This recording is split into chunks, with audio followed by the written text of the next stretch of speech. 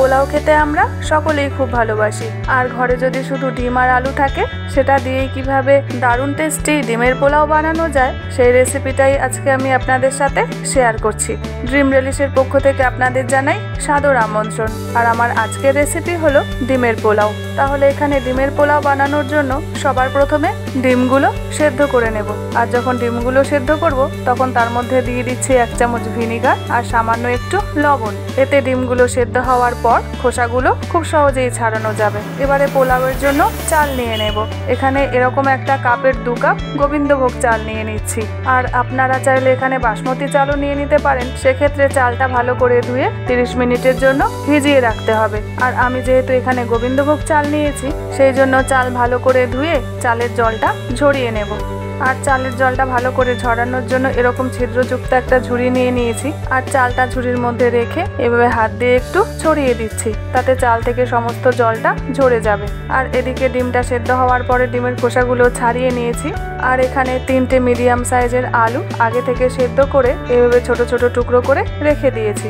এবারে ডিমটা ভেজে নেব। সেই জন্য কড়াইতে পরিমাণ মতন সাদা তেল দিয়ে ডিমগুলো দিয়ে ভেজে নিচ্ছি। তবে ডিমগুলো ভাজার সময় আমি নুন বা হলুদ কিছুই দিচ্ছি না। তবে আপনারা চাইলে ডিমের কালারটা ভালো আনার জন্য এখানে হলুদটা দিয়ে দিতে পারেন।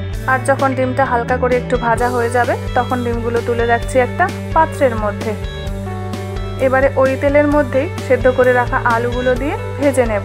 তবে খুব বেশি ভাজবো না, হালকা একটু লাল করে আলুগুলো ভেজে নিচ্ছি। আর আলুগুলো ভাজা হয়ে গেলে তুলে নিচ্ছি একটা প্লেটের মধ্যে। এবারে ওই তেলের মধ্যেই আরও কিছুটা সাদা তেল দিয়ে দিচ্ছি। আর তেলটা যখন গরম হয়ে যাবে তখন দিয়ে দিচ্ছি কেটে রাখা পেঁয়াজ। এখানে 3টে মিডিয়াম সাইজের পেঁয়াজ আগে থেকে এভাবে ঝিরিঝিরি করে কেটে রেখেছিলাম। এবারে সেই পেঁয়াজগুলো তেলের মধ্যে দিয়ে ভালো করে ভেজে নিচ্ছি। আর যখন এরকম লাল লাল করে ভাজা হয়ে যাবে তখন কিছুটা পেঁয়াজ তুলে রাখছি, এটা আমার পরে কাজে লাগবে। এবারে ওই ভাজা পেঁয়াজের মধ্যে দিয়ে দিলাম 1 চামচ আদা রসুন বাটা। আর আদা রসুন বাটা দিয়ে খুব ভালো করে পেঁয়াজের সাথে মিশিয়ে নিচ্ছি। আর আদা রসুনের কাঁচা গন্ধটা বেরিয়ে গেলে এইভাবে জায়গাটা একটু ফাঁকা করে এই তেলের মধ্যে প্রথমে দিয়ে দিলাম 1/2 চামচ মৌরি, 1 চামচ গোলমরিচের গুঁড়ো, দিয়ে দিলাম গোটা গরম মশলা, একটা কালো এলাচ আর একটা জয়িত্রী।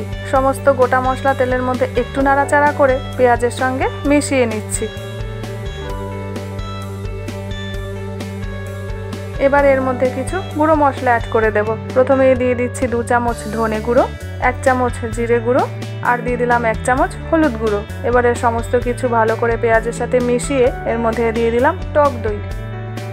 এখানে 150 গ্রাম টক দই আগে থেকে ফেটিয়ে রেখেছিলাম। এবার টক দইয়ের সাথে সমস্ত উপকরণ খুব ভালো করে মিশিয়ে নিচ্ছি। আর যখন ভালো করে মেশানো হয়ে যাবে তখন তার মধ্যে দিয়ে দিলাম স্বাদ মতন লবণ আর চিনি। এদিকে চাল থেকে সমস্ত জল ঝরে গেছে আর চালটাও খুব ভালো করে ঝরঝরা হয়ে গেছে। এবারে চালটা দিয়ে মশলার সাথে খুব ভালো করে মিশিয়ে নিচ্ছি।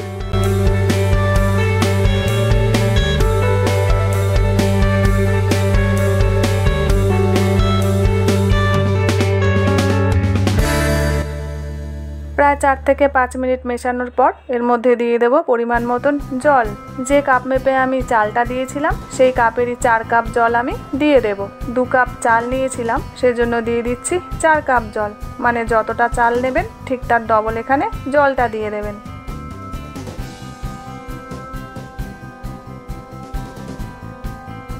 আর জলটা দেওয়ার পরে এইভাবে একবার খুব ভালো করে সবকিছু মিশিয়ে নিতে হবে। সবকিছু একবার ভালো করে মিশিয়ে এর মধ্যে দিয়ে দিলাম বড় চামচের 1 চামচ ঘি, ভেজে রাখা আলু আর কিছুটা ধনেপাতা কুচি। আরও একবার সবকিছু মিশিয়ে চাপা দিয়ে রান্না করে নেব। আর রান্না হতে প্রায় 10 থেকে 12 মিনিট সময় লাগবে।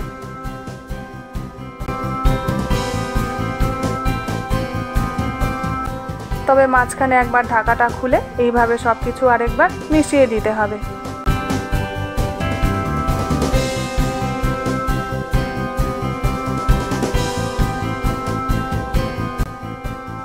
আর ভালো করে মেশানো হয়ে গেলে ভেজে রাখা ডিমগুলো এইভাবে এক এক করে সাজিয়ে দিচ্ছি।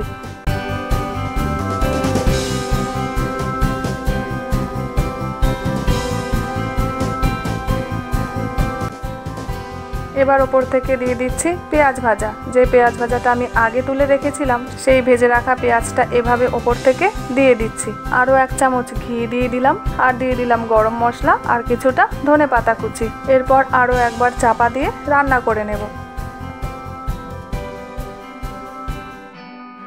আর 10 থেকে 12 মিনিট হয়ে গেলে ঝরঝরা ডিমের পোলাও একদম রেডি হয়ে যাবে। দেখুন পোলাওটা কত সুন্দর ঝরঝরা হয়েছে। তাহলে আপনারাও একবার এইভাবে বাড়িতে করে দেখুন, এর টেস্টটা ভীষণই ভালো আসে। আর যদি রেসিপিটা আপনাদের ভালো লেগে থাকে তাহলে আমাকে কমেন্টে কিন্তু জানাতে ভুলবেন না। আবার আপনাদের সাথে দেখা হচ্ছে একটা নতুন এপিসোডে, নতুন একটা ভিডিও নিয়ে।